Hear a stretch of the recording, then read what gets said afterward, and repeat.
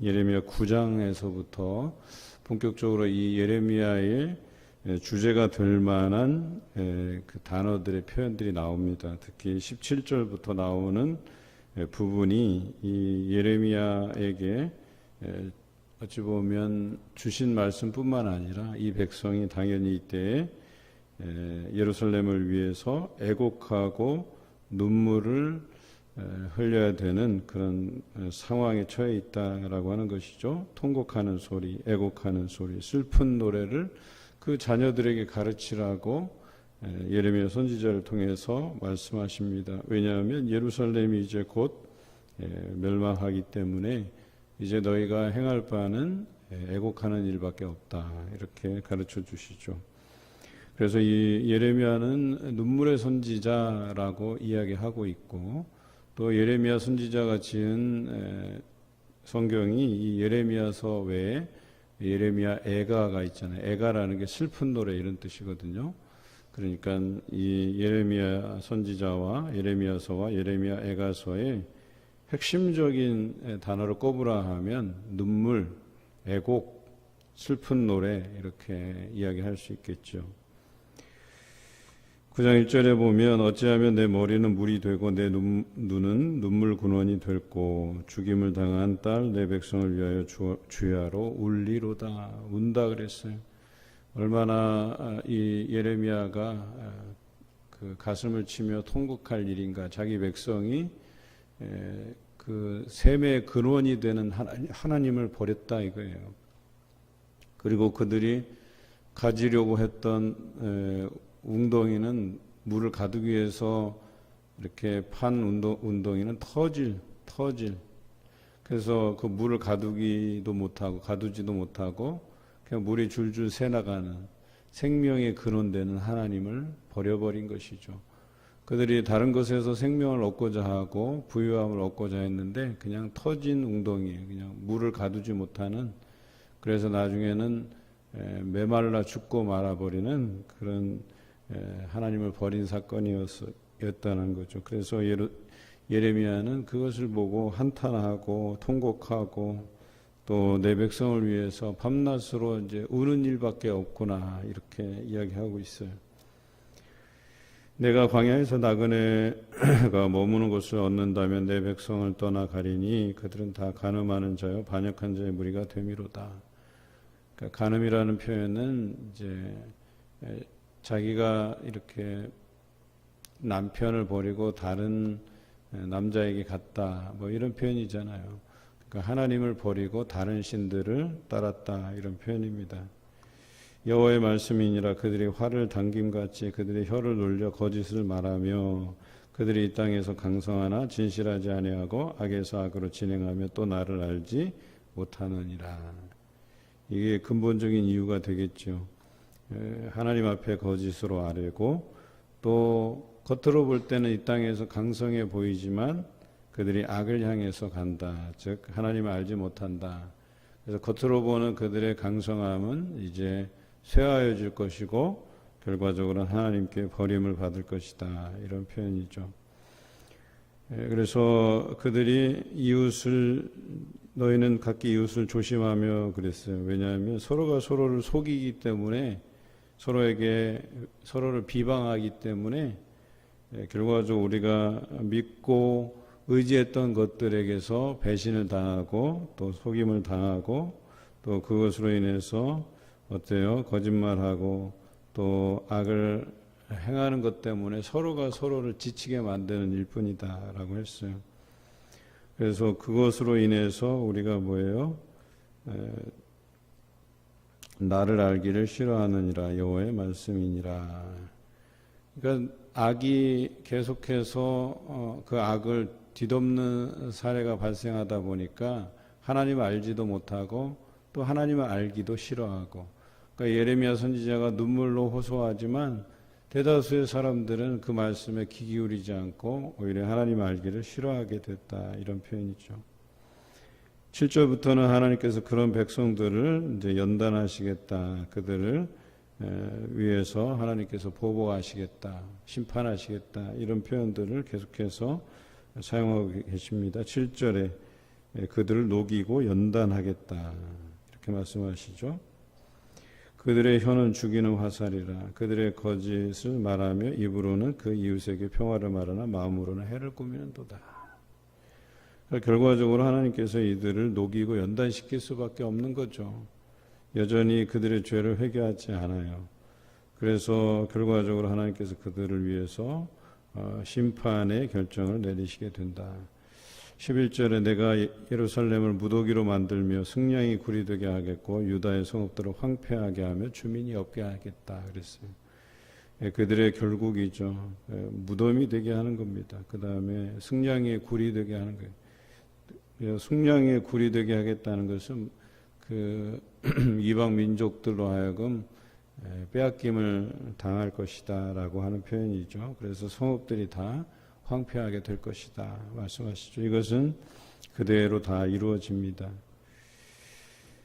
여호와께서 말씀하실 때 13절입니다. 이는 그들이 내가 그들이 앞에 세운 나의 율법을 버리고 내 목소리를 순종하지 아니하며 그대로 행하지 아니하고. 우상을 섬긴 대가가 뭐예요? 하나님의 말씀을 버리게 되었고 또 하나님의 그 목소리에 대해서 순종하지 아니하였고 또 그 말씀대로 행하지 아니하는 그런 일들로 이제 결과적으로 하나님의 심판을 받게 되는 것이죠. 14절에 나오죠. 바알을 따랐습니다. 그랬어요. 그 완악한 마음을 따라서 바울을 따랐다. 이방신들을 따랐다. 결과적으로 하나님께서 그들을 어떻게 하신다 그래서 15절에 백성에게 쑥을 먹이며 독한 물을 마시게 했다. 그들로 하여금 심판의 그 연단을 받게 하시겠다 이런 표현이죠. 또 그들과 그들의 조상이 알지 못하던 여러 나라 가운데 그들을 흩어버리고 진멸되기까지 그 뒤로 칼을 보내리라. 바벨론의 침략을 받고 나라가 망하게 되었을 때 많은 사람이 애굽을 의존하려 했어요. 하나님께서는 바벨론 포로기로 떠나라고 말씀하시는데 바벨론 포로기에서 너희가 이방신을 선택한 그 대가를 치르라고 말씀하시는데 많은 사람이 애굽으로 도망쳐요. 그리고 바벨론은 애굽으로 도망친 사람들을 쫓아가서 잡아 죽이죠. 그래서 시드기야는 도망가다가 자기 자식들 다 죽임을 당하고 시드기야는 두 눈이 뽑혀서 바벨론으로 끌려갔다 거기서 죽게 되죠. 아주 극소수가 이제 애굽에서 살아남지만 그곳에서 이제 영원한 노예 생활을 하게 되고 그냥 흔적조차 없어지게 돼요. 그런데 살아남은 자들은 누구예요? 자신들이 하나님을 버려서 이런 일을 당했다라고 통회하고 회개하는 자들이 돌아와서 바벨론으로 포로로 잡혀가서 거기서 70년 포로기를 지내고 예레미야 선지자의 그 예언대로 그들이 돌아오게 되는 것이죠. 여전히 하나님께서는 그들이 하나님을 버리고 우상을 따랐지만 그들을 근실히 징계하고 그 징계는 긍휼을 전제로 한 징계였다는 거예요. 완전히 멸하는 것이 아니었다는 거예요. 에스겔 선지자 때를 보면 그들이 70년 포로기를 예고했지만 몇 년이 지나지 않아서 에스겔 선지자에게 물어요. 우리가 이 포로의 생활이 언제 끝나냐고. 그랬더니 에스겔 선지자를 통해서 주시는 말씀은 뭐예요? 너희가 이미 우상을 섬긴 것만으로도 완전히 멸해서 다 죽어야 마땅하지만 하나님의 긍휼이 너희를 지금까지 이렇게 살려놓았다는 거예요. 그러니까 그 대가를 다 치르라는 거예요. 너희가 목숨이 붙어있는 것만 해도 감지덕진데 70년 포로기를 예고했는데도 불구하고 몇 년이 지나지 않아서 너희 죄를 자복하고 회개하기는커녕 이 고난의 때가 언제 끝나냐고 묻는 것 자체가 하나님 앞에 불손한 것이다 라고 이야기를 하죠. 그리고 에스겔 선지자를 통해서 계속해서 설득해요. 너희가 이 포로기에 대해서 수용하고 회개할 것에 대해서 그러면 너희가 마른 뼈가 살아남같이 너희를 하나님께서 살려내실 것이다. 에스겔 37장에서 말씀하시죠. 오늘 이 말씀도 그저 그 백성이 다 진멸되기까지 여기서 보면 진멸되기까지 칼을 보내리라 하시지만 여기에 하나님의 긍휼이 존재되어 있다는 거예요. 어떤 긍휼이냐 17절부터 말씀하시죠. 첫째는 너희가 지금 이런 상황에서 진멸되기까지 하나님의 진노가 극에 달았는데 너희의 살 길이 뭐냐? 첫째는 애곡하라는 거예요. 통곡하라는 거예요. 슬피 울라는 거예요. 여러분, 니느웨를 향해서 요나가 그 심판을 예고하잖아요. 회개하라고 하잖아요. 근데 요나의 심정은 이 백성이 아수르의 수도였기 때문에, 아수르는 적국 아니에요. 이 사람들이 회개하는 걸 원치 않았어요. 그런데 하나님께서 요나에게 너는 가서 회개를 선포하라고 하는데, 이상하게 회개를 선포했는데 이 사람들이 죄를 뒤집어 쓰고 땅바닥에 엎드려서 하나님 앞에 회개하게 돼요. 그래서 니느웨의 멸망이 얼마간 이렇게 유보돼요. 물론 나중에 다시 니느웨의 멸망에 대해서 나훔 선지자를 보내서 이제 너희가 망할 것이다 이렇게 예고를 하시거든요. 그런데 그런 니느웨, 그 타락한 성을 향해서도 하나님께서 회개하라고 기회를 주시듯이 마찬가지로 이 땅 백성들에게 요구하시는 게 뭐예요? 너희가 죄를 뒤집어 쓰고 바짝 엎드려서 하나님께 통곡하며 애곡하며 하나님께 빌라고 이야기하는 거예요. 회개하라는 거예요. 심지어는 딸들에게 애곡하게 하고 슬픈 노래를 지어서 가르치라는 거예요. 하나님 앞에 잘못했다고 용서를 구하라는 거예요. 이것이 너희 할 바라고 이야기하는 것입니다. 21절에 보면 무릇 사망이 우리 창문을 통하여 넘어 들어오며 우리 궁실에 들어오며 밖에서는 자녀들을 거느리 거리에서는 청년들을 멸절하게 될 것이다. 그러니까 이 심판이 바로 코앞에 다가왔다 이런 뜻이에요. 근데 정말로 예루살렘의 멸망의 과정을 보면요, 성경의 그 에레미야 애가에서도 잘 표현되어 있어요. 그 성중에서 먹을 것이 없어서 오늘은 네 자녀를 잡아먹고 내일은 내 자녀를 잡아먹자, 이런 일들이 벌어져요 실제로. 그리고 곡하는 소리, 애곡하는 소리, 성벽이 무너져가는 소리, 그 아비규환의 현장을 예레미야가 목격하게 돼요.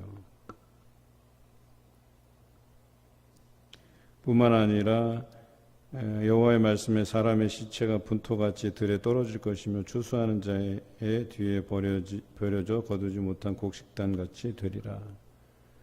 그들이 애써서 가꾼 것들, 모든 것들이 다 그들이 따먹지 못하고 결과적으로 다 빼앗기게 되고 시체가 그 성을 넘쳐나고,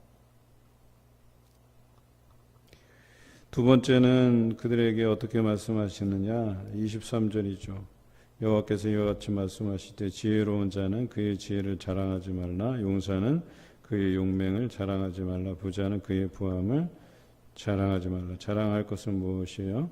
곧 명철하여 나를 아는 것과 나 여호와는 사랑과 정의와 공의를 땅에 행하는 자인 줄 깨닫는 것이라 그랬어요. 그러니까 하나님을 알라는 거예요. 그러니까 두 번째 그들이 해야 될 것은 자랑할 일이 아니라는 거예요. 지혜로운 것 자랑하지 말고, 또 용맹함을 자랑하지 말고, 또 그 부함을 자랑하지 말라는 거예요.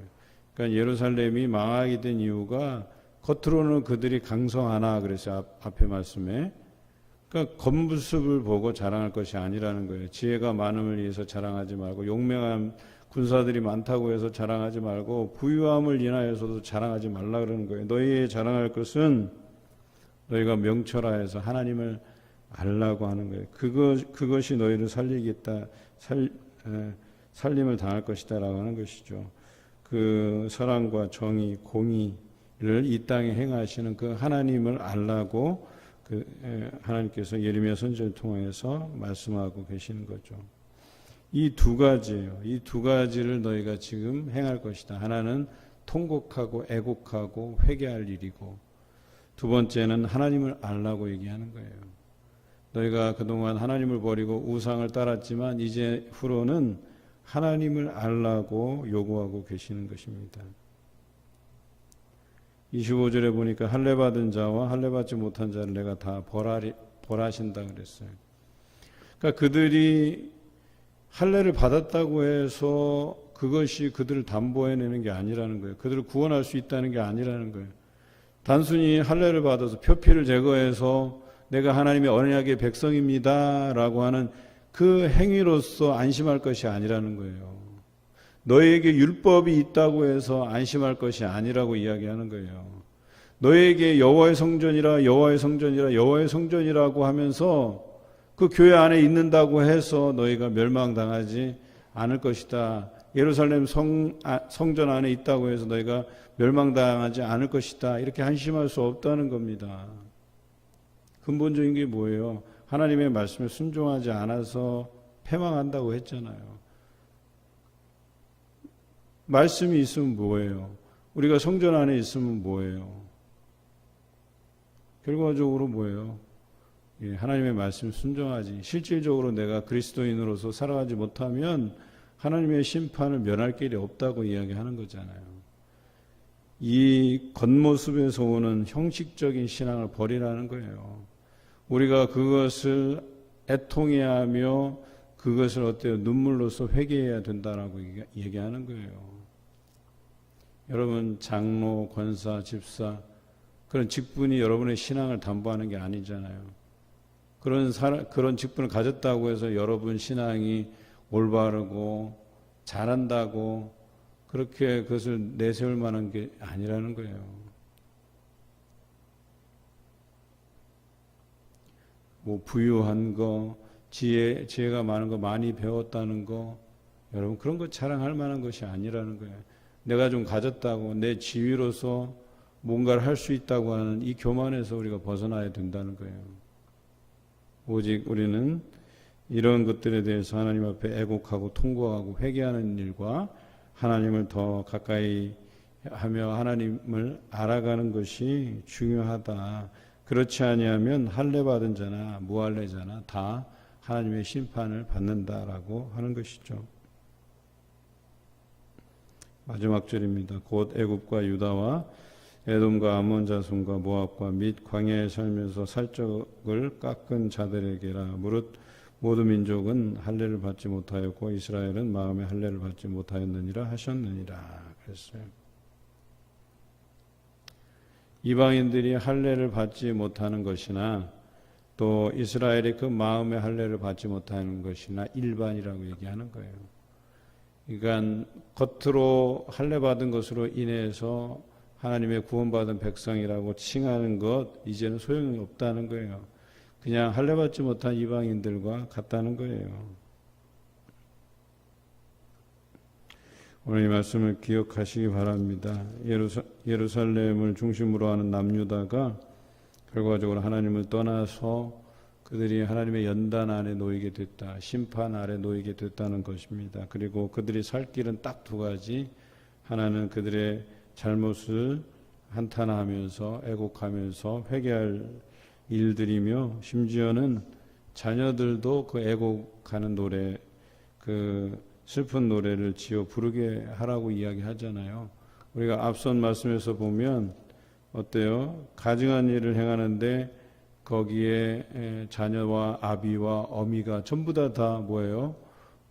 곡식을 가꾸고 일해서 그것을 가증한 이방 신들에게 바치는 행위를 했다 그랬잖아요. 또 심지어는 제사장, 또 모든 방백들, 백성들 다 뭐예요? 우상을 섬겼다고 우리가 계속해서 예레미야 선지자를 통해서 묵상하잖아요. 그러니까 총체적인 문제라고 얘기하는 거예요. 그래서 애국하는 노래도 부녀들, 딸들 할 것 없이 다 뭐예요? 슬픈 노래를 지어 부르라는 거예요. 모든 백성이 다 재에 앉아서 슬피 울며 회개하라는 거예요. 그리고 두 번째는 너희의 자랑할 바는 오직 하나님 한 분뿐이시다. 하나님을 제대로 알라고 이야기하고 계십니다. 오늘 우리가 살아가면서 정말 하나님 앞에 제대로 섬김의 자세를 가지고 살아왔는지, 하나님의 말씀에 복종하며 살고 있었는지를 다시 한번 생각해 보시기 바랍니다.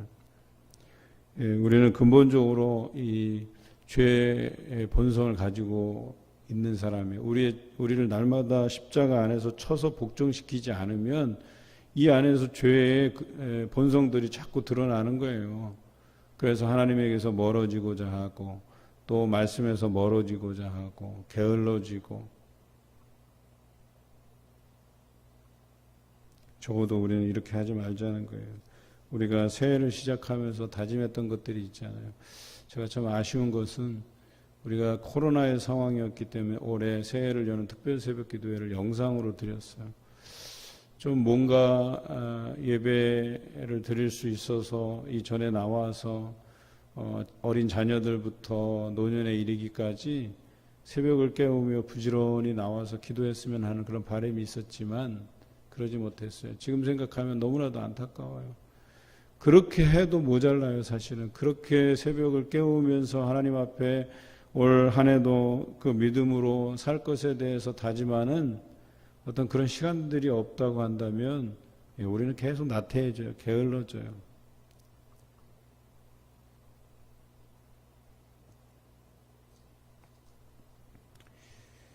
예레미야 9장에서 우리에게 교훈하는 바대로 날마다 우리의 잘못된 것들을 하나님 앞에 애곡함으로 회개하며 날마다 하나님을 더욱 알아가는 일에 최선을 다해 가신 여러분 되시기를 주님의 이름으로 기원합니다.